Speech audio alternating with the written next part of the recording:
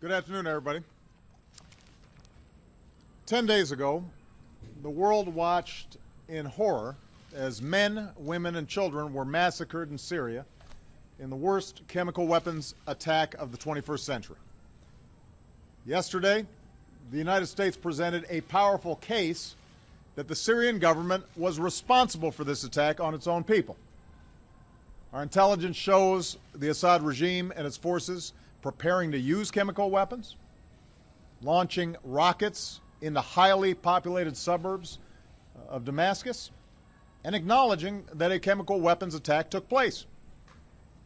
And all of this corroborates what the world can plainly see. Hospitals overflowing with victims, terrible images of the dead. All told, well over 1,000 people were murdered. Several hundred of them were children. Young girls and boys gassed to death by their own government. Now, this attack is an assault on human dignity. It also presents a serious danger to our national security. It risks making a mockery of the global prohibition on the use of chemical weapons. It endangers our friends and our partners along Syria's borders, including Israel, Jordan, Turkey, Lebanon, and Iraq. It could lead to escalating use of chemical weapons or their proliferation to terrorist groups who would do our people harm. In a world with many dangers, this menace must be confronted. Now, after careful deliberation, I have decided that the United States should take military action against Syrian regime targets. This would not be an open-ended intervention. We would not put boots on the ground. Instead, our action would be designed to be limited in duration and scope. But I'm confident we can hold the Assad regime accountable for their use of chemical weapons, deter this kind of behavior, and degrade their capacity to carry it out. Our military has positioned assets in the region. The chairman of the Joint Chiefs has informed me that we are prepared to strike whenever we choose. Moreover, the chairman has indicated to me that our capacity to execute this mission is not time sensitive. It will be effective tomorrow, or next week, or 1 month from now. And I'm prepared to give that order. But, having made my decision as Commander-in-Chief based on what I am convinced is our national security interests, I'm also mindful that I'm the President of the world's oldest constitutional democracy. I've long believed that our power is rooted not just in our military might, but in our example as a government of the people, by the people, and for the people. And that's why I've made a second decision.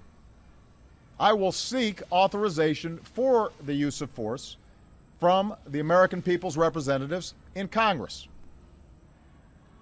Over the last several days, we've heard from members of Congress who want their voices to be heard. I absolutely agree.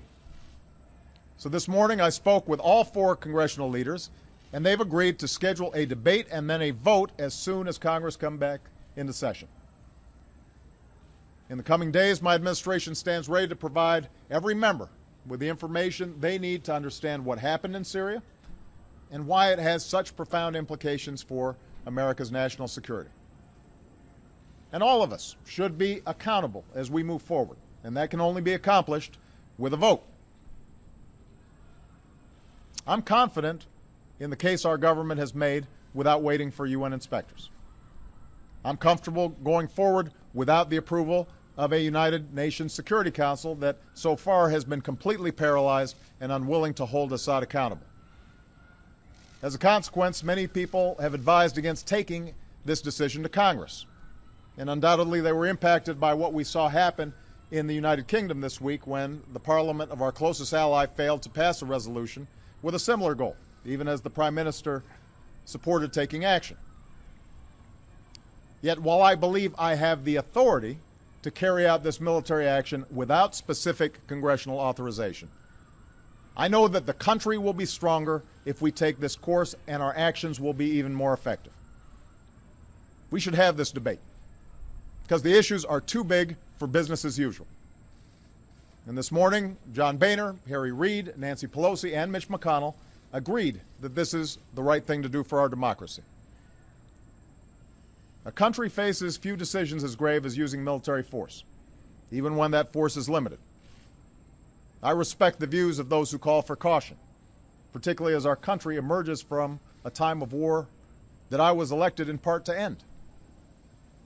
But if we really do want to turn away from taking appropriate action in the face of such an unspeakable outrage, then we must acknowledge the costs of doing nothing.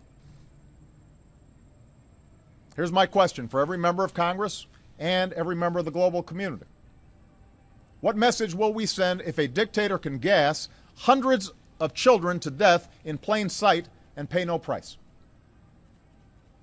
What's the purpose of the international system that we've built if a prohibition on the use of chemical weapons that has been agreed to by the governments of 98% of the world's people and approved overwhelmingly by the Congress of the United States is not enforced? Make no mistake, this has implications beyond chemical warfare. If we won't enforce accountability in the face of this heinous act, what does it say about our resolve to stand up to others who flout fundamental international rules? To governments who would choose to build nuclear arms? To terrorists who would spread biological weapons? To armies who carry out genocide? We cannot raise our children in a world where we will not follow through on the things we say, the accords we sign, the values that define us. So just as I will take this case to Congress, I will also deliver this message to the world. While the UN investigation has some time to report on its findings, we will insist that an atrocity committed with chemical weapons is not simply investigated, it must be confronted. I don't expect every nation to agree with the decision we have made. Privately, we've heard many expressions of support from our friends, but I will ask those who care about the writ of the international community to stand publicly behind our action. And finally, let me say this to the American people. I know well that we are weary of war. We've ended one war in Iraq, we're ending another in Afghanistan, and the American people have the good sense to know we cannot resolve the underlying conflict in Syria with our military. In that part of the world, there are ancient sectarian differences, and the hopes of the Arab Spring have unleashed forces of change that are going to take many years to resolve. And that's why we're not contemplating putting our troops in the middle of someone else's war. Instead, we'll continue to support the Syrian people through our pressure on the Assad regime, our commitment to the opposition, our care for the displaced, and our pursuit of a political resolution that achieves a government that respects the dignity of its people. But we are the United States of America, and we cannot and must not turn a blind eye to what happened in Damascus. Out of the ashes of World War, we built an international order and enforced the rules that gave it meaning. And we did so because we believe that the rights of individuals to live in peace and dignity depends on the responsibilities of nations.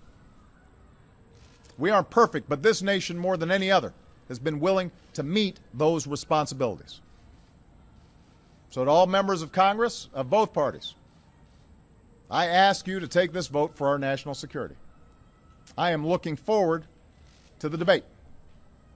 And in doing so, I ask you, members of Congress, to consider that some things are more important than partisan differences or the politics of the moment. Ultimately, this is not about who occupies this office at any given time. It's about who we are as a country.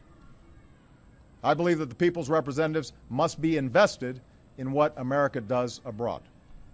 And now's the time to show the world that America keeps our commitments. We do what we say, and we lead with the belief that right makes might, not the other way around. We all know there are no easy options, but I wasn't elected to avoid hard decisions, and neither were the members of the House and the Senate. I've told you what I believe, that our security and our values demand that we cannot turn away from the massacre of countless civilians with chemical weapons. And our democracy is stronger when the President and the people's representatives stand together. I'm ready to act in the face of this outrage. Today I'm asking Congress to send a message to the world that we are ready to move forward together as one nation. Thanks very much. Will you forgo a strike if Congress disapproves?